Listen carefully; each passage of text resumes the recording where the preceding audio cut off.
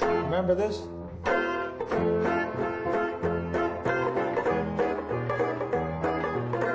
That's Frank playing the banjo, Jerry on the piano.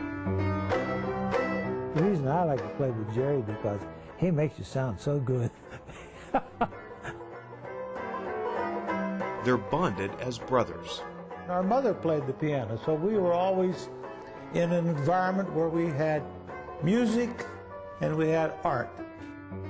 Bonded by their love of music and by this place where they sat down to play. A small art museum in Brownsville. So I always enjoy playing with my brother. Well, I haven't played these songs in a while. The brothers have a personal connection to what you see here, a link to every image of the working man.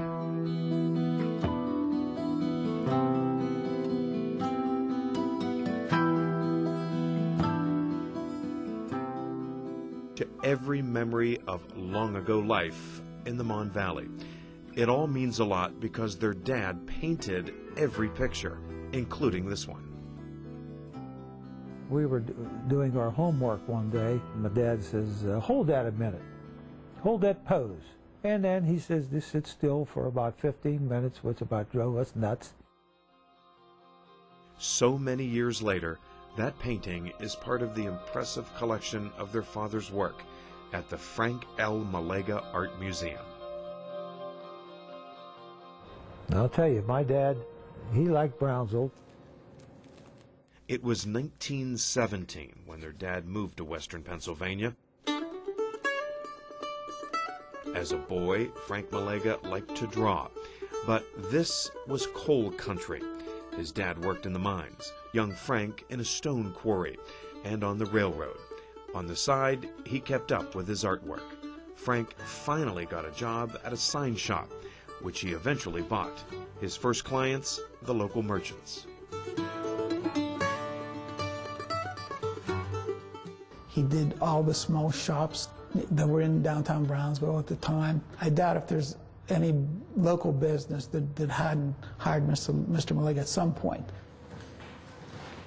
Patrick Dougherty is now curator of the Melega Museum and says those signs alone, like this one for Town Talk Bread, are commercial art treasures.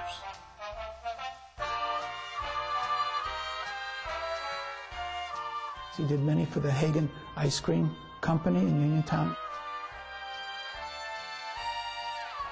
Local restaurants, car dealers, movie posters. Only the most talented artists were chosen to recreate the faces of film stars. We have a recreation of part of his studio. And on the floor is his paint box. And he said he could go into any city in the country and get a job with his paint box doing signs. So he was very proud, to be a self-sustaining artist. He liked the small town. There was enough there to keep him going, and that's where he made his livelihood. Sign painting was a livelihood that served Frank Melega well, but he kept sharpening his talent for fine art. His father's tough life as a coal miner inspired Melega's most recognized works. He has been recognized as a significant artist portraying the coal and coke era. He says, I don't see it as a bunch of buildings where men work. He says, I see it as design and geometric shapes, and there's a story behind this. Stories put on canvas, like Another Day, or what Melega called the scrub down after a day in the mines. You're going to have to be a little older now to understand what it was for a miner to come home and wash himself in the tub and have the coal stove and all this, and the rug on the floor that his wife had knitted. By the 1930s, Frank Melega was an exhibiting member of the Associated Artists of Pittsburgh. In '52 came one of the art world's most prestigious honors, an invitation to exhibit at the Carnegie International. Mr. Melega was fearless. He tried all styles, all media. Melega did landscapes, portraits, sketches, abstracts, murals,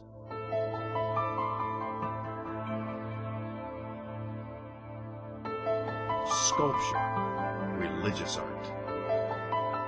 It's important for the museum to represent all types of art and all media.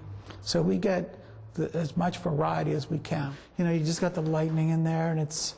The museum now honors Melega's diversity and his legacy by bringing in today's artists to show their work alongside of his. They let me put together a collection of work of about 35 years of images. Daniel Saltrick is one of those invited artists. His photographs capture life along the Pike. That would be Route 40, which runs through 6 states and right past the museum. I think a lot of people look at the Mon Valley and say it's dead. I don't think it's dead. I think it's just in a transition.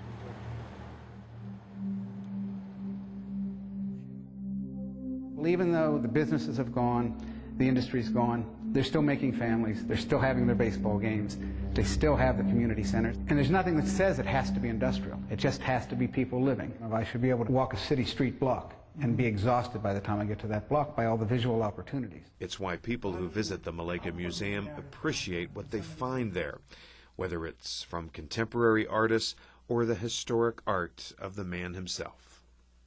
He worked up to the very end of his life when he was in his 90s. Geometric shapes. When Melega died in 1997, he left a body of work so vast. Kennedy, and it was done for, I think, a political rally.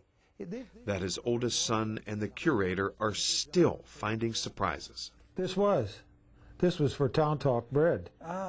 We haven't even exhausted any aspect of what Mr. Melega's done. This is the way it was. Along with all that art, those images of life in western Pennsylvania, Melega left his personal notes and this quote: "Honest, genuine work is a product of love." People tend to want to forget that their parents were coal miners. Well, now people want to remember. And I think he would be happy that his work is here to remind people. Frank L. Melega, artist of the Mon Valley. He shows different aspects of this valley, from the happy, funerals, sad times, disasters, kids, life of the average person, the working man. I'm proud of him.